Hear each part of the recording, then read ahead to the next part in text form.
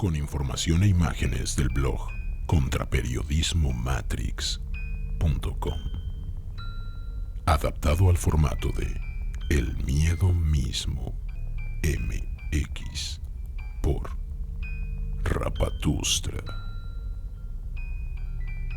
Aunque el artículo del blog contraperiodismomatrix.com cita los años de 1972 y 1978, luego de una concienzuda investigación hemerográfica, se pudo constatar que la fecha en que se publicó la nota en el periódico La Prensa fue el 3 de junio de 1973, al día siguiente de que se suscitaron los hechos mencionados.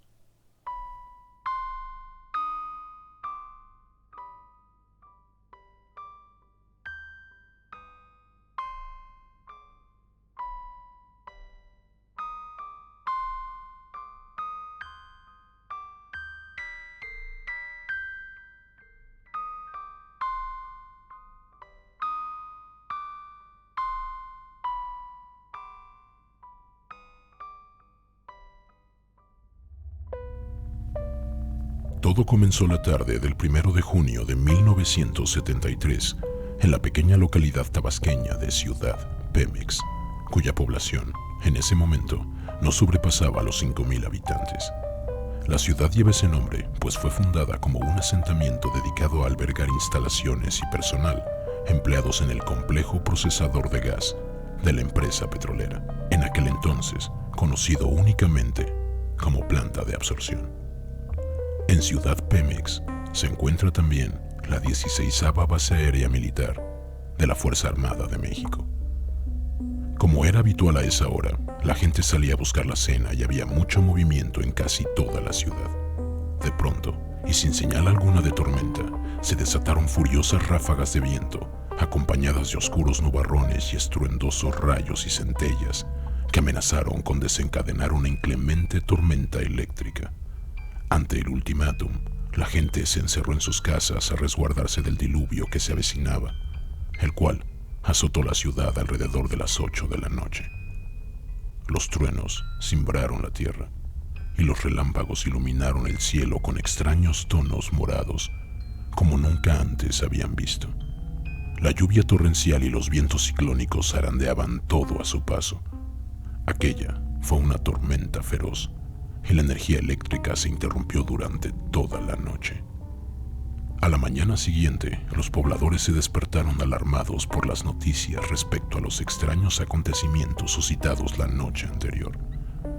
Durante la madrugada y en plena tormenta eléctrica, Ciudad Pemex había sido invadida nada menos que por alienígenas, seres a los que en la década de los 70 los pobladores denominaron como marcianos.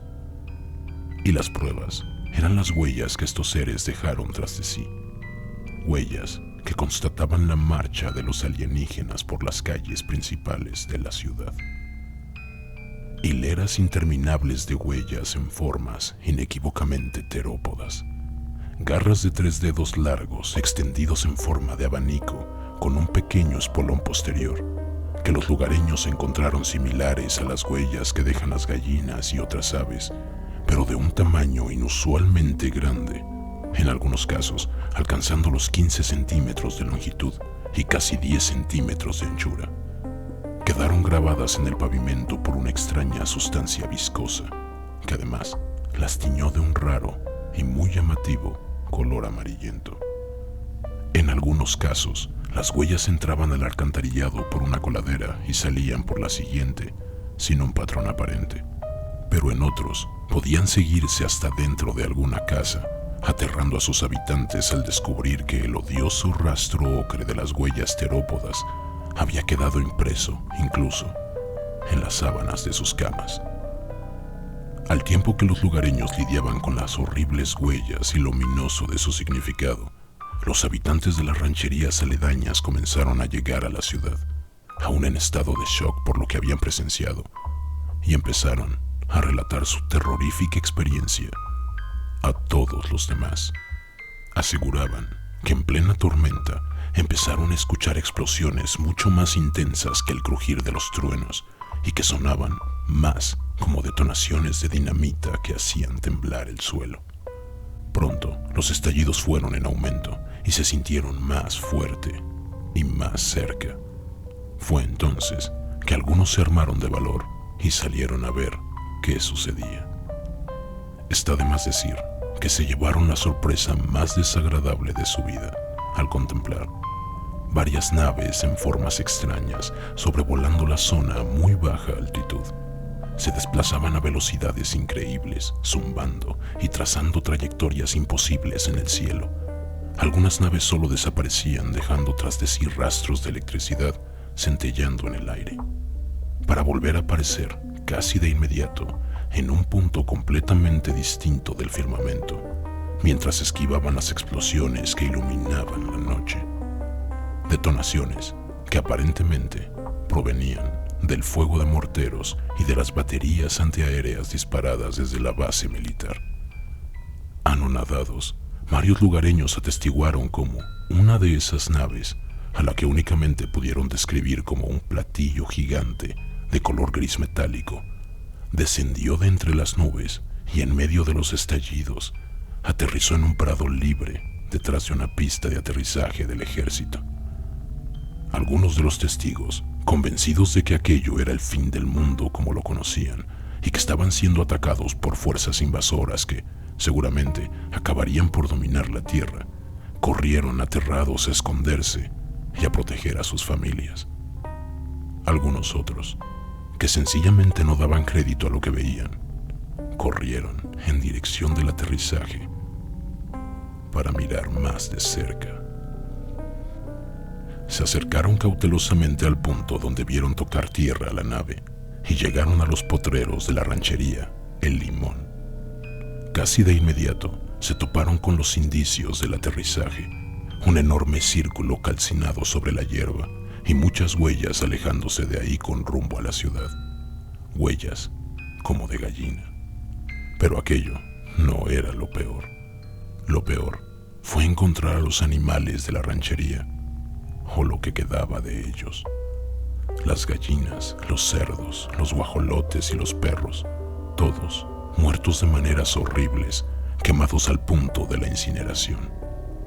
Poco pudieron indagar antes de que tuvieran que salir huyendo de ahí, amenazados no por los invasores alienígenas que descendieron del platillo volador, sino por un grupo de militares que comenzó a perseguirlos al darse cuenta que husmeaban entre los restos y que, sin miramientos ni advertencias, abrió fuego contra ellos. Corrieron a esconderse entre los matorrales con una lluvia de balas rozándoles la cabeza. Y así, ocultos y cobijados por la oscuridad de la noche, pudieron ver cómo casi de inmediato el lugar se atestó de militares. Poco después, arribaron enormes helicópteros negros sin marcas ni matrículas de identificación, de los que descendieron hombres con trajes y corbatas negras que, acompañados por soldados, se precipitaron sobre los lugareños, allanando sus hogares y sacándolos a punta de pistola para amedrentarlos e interrogarlos. Buscaban a gente que hubiera visto algo más que las naves y las explosiones en el cielo. Al parecer, pretendían evitar a toda costa que comentaran con alguien más lo sucedido esa noche, pero quienes habían salido huyendo llegaron a la ciudad al amanecer para esparcir la noticia. Uno de ellos, identificado únicamente por el mote de El Chihuila, aseguraba no solo haber visto la nave, sino que también pudo ver a los tripulantes que descendieron de ella. Los describió como una rara mezcla entre insectos y lagartos que iban desnudos y agarrando a modo de arma extraños artefactos con los que calcinaron a los animales. Un par más de personas, referidos solamente como Petronilo y su cuñado, juraban haber tenido la mala suerte de encontrarse también con estos seres y confirmaron su descripción. Otro habitante, conocido como el maestro Nahum, también aseguraba haberlos visto y realizó un dibujo a modo de retrato hablado y que coincidía escabrosamente con la descripción dada por el Chihuila, por Petronilo y por su cuñado. El dibujo terminó colgado en una de las tiendas más populares de la ciudad. Sin embargo, había un testimonio aún más impactante. Pericona, el corpulento y mal encarado dueño de la cantina, decía haber apuñalado a un alienígena. Según él, logró maniatarlo, amordazarlo y encerrarlo en la bodega de su cantina.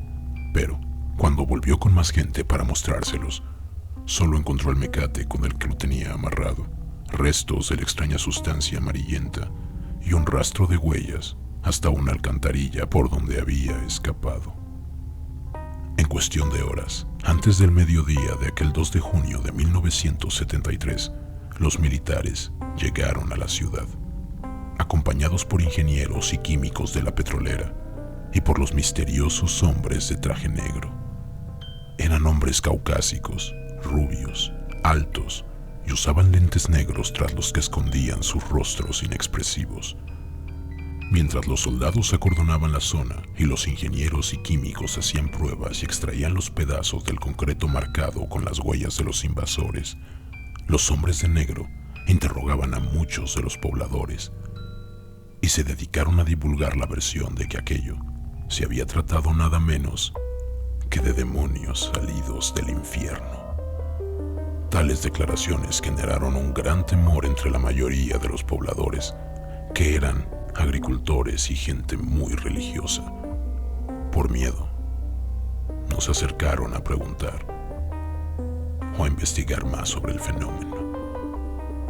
Aunque para ese momento el rumor había alcanzado ya a las localidades vecinas y varios reporteros se presentaron en la ciudad buscando hacer una nota al respecto, los militares sitiaron la ciudad y no se permitió el acceso a ningún medio de comunicación. Aquel que tuviera fotos era visitado por los inexpresivos hombres de traje negro. Entraban a sus casas y se llevaban todas las imágenes que se hubieran hecho, de las naves, de las huellas amarillas o de los alienígenas, si las había. No dejaron ni el retrato hablado colgado en la tienda.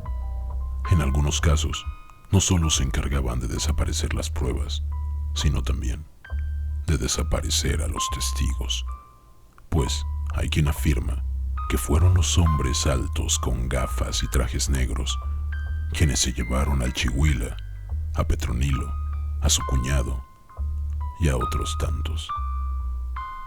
Por más que se encargaron de encubrir el incidente, de borrar los rastros y de eliminar las pruebas, en los potreros de la ranchería Limón permaneció la marca del aterrizaje de la nave, huella en forma circular de aproximadamente 3 metros de diámetro.